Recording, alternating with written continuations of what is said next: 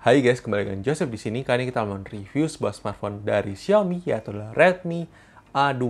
Seperti apa detail reviewnya, pastikan kalian tonton sampai habis ya guys. Tapi sebelum itu jangan lupa klik tombol subscribe, aktifkan loncengnya, juga jangan lupa follow sosial media review gadget ya guys.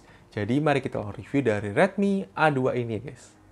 Mari kita bahas detail review dari HP ini, di mana aspek pertama yang akan kita bahas adalah sisi performance-nya, di mana HP ini dibekali oleh chipset MediaTek Helio G36 yang menarik banget ya guys. Untuk secara performance harian sebenarnya itu masih termasuk cukup smooth, meskipun memang masih ada sedikit stutter sedikit ya guys. Karena menurut kita ini semua berkat karena sudah tidak pakai MIUI. Karena memang lebih enteng banget ya guys. Jadi ini seperti pakai Android Pure, cuma ada catatannya, nanti kita akan sampaikan di bagian yang lain ya guys. Terus di sini menurut kita untuk gaming pun kita harus coba satu game aja, game Mobile Legends, di mana kita masih bisa dapat rata-rata di 30 frame per second. Itu menarik banget ya guys. Masih cukup smooth meskipun memang kadang-kadang stutter sedikit agak turun di bawah 30 fps, tapi rata-rata di 30 fps itu masih bisa berjalan dengan lancar di HP ini. Menurut kita itu sesuatu yang termasuk oke guys, di harga 1,1 jutaan itu termasuk oke. Kemudian bagaimana dengan benchmark, kita coba menggunakan 3D Mark, kalian bisa lihat skornya di layar kalian. Kemudian kita coba menggunakan PC Mark, kalian juga bisa lihat skornya di layar kalian. Overall untuk secara benchmark itu termasuk cukup baik untuk kelas harganya. Dan kita tidak ada komplain yang berlebih untuk sisi performance dari HP ini ya guys. Kemudian dari sisi kamera dari HP ini menurut kita termasuk cukup bagus di kelas harganya. Kalian bisa lihat sampel foto dan videonya setelah ini ya guys.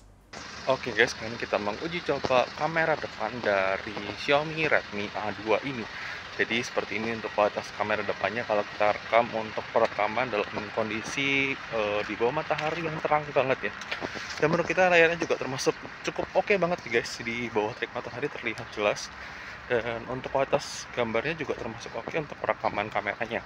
Tapi silahkan soal komentar mengenai kualitas kamera depan dari Redmi A2 ini ya guys. Silakan. Oke guys, kali ini kita mau uji coba kamera belakang dari Xiaomi Redmi A2 ini kalau kita gunakan buat vlogging.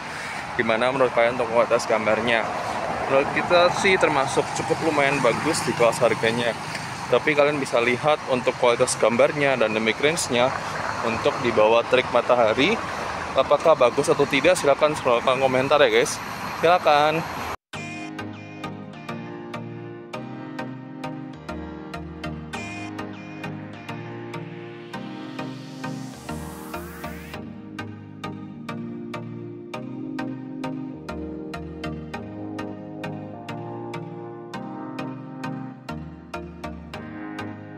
Kemudian kualitas layar IPS HD plus 60Hz-nya termasuk oke untuk dipakai sehari. Di bawah matahari masih terlihat sedikit ya guys, meskipun memang kalau di bawah terik matahari itu sudah pasti tidak terlalu kelihatan. Ya, jadi perlu kalian ketahui kita akan beli HP ini ya guys. Kemudian dari sektor single speaker di HP ini termasuk oke, kalian bisa dengarkan sampel audionya di video unboxing ya guys. Kemudian dari sektor baterai life sendiri, HP ini tuh punya baterai yang termasuk awet banget buat sehari-hari, itu aman banget dipakai seharian, tuh aman banget ya guys.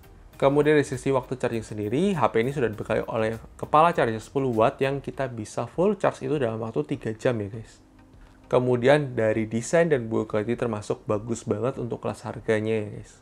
Kemudian hal-hal penting yang perlu kalian ketahui ketika membeli HP ini, di mana yang pertama, HP ini tidak dibekali oleh security fingerprint ataupun face unlock ya guys. Kemudian, ini yang kita masih agak sayangkan juga, meskipun Xiaomi tidak menggunakan MIUI di HP ini, dia membenamkan satu aplikasi yang namanya Get Apps.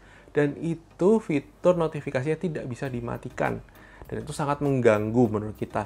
Dan sangat disayangkan banget, padahal itu harusnya bisa dinonaktifkan.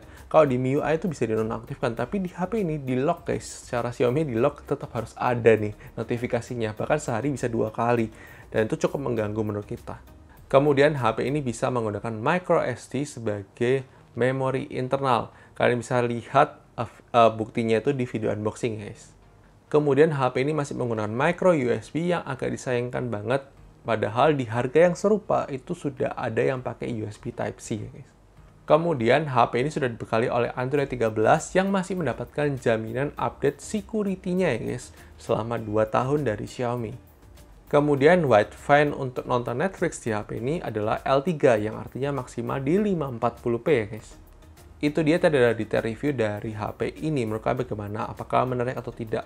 Kalau menurut kita sendiri, untuk harga 1,1 juta ini adalah HP yang cukup menarik banget untuk kalian beli. Tapi memang pasti ada beberapa kompromi yang harus kalian korbankan. Misalnya contoh storage yang terbatas 32 GB dan RAM yang terbatas 3 GB itu mungkin untuk jangka panjang itu agak meragukan ya guys untuk pemakaian jangka panjang. Apalagi semakin hari semakin berat ya aplikasi ya guys. Dan ya itu perlu kalian ketahui ketika beli HP ini. Tapi sekali lagi, ini adalah pendapat dari review gadget. Mungkin bisa berbeda dengan pendapat kalian. Tidak masalah. Silahkan tulis di komentar. Dan jangan lupa like video kalau kalian suka. Dislike aja kalau kalian suka. Dan sampai ketemu di video selanjutnya guys. Oke guys.